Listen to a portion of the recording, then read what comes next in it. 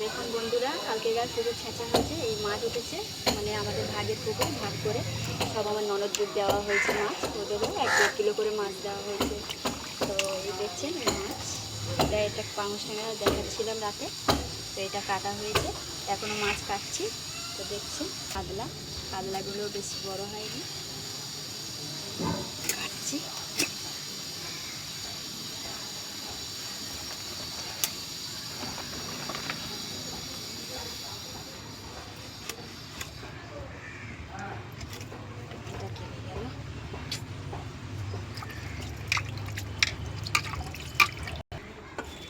তো দেখুন এটা পিচ পিচ করবো,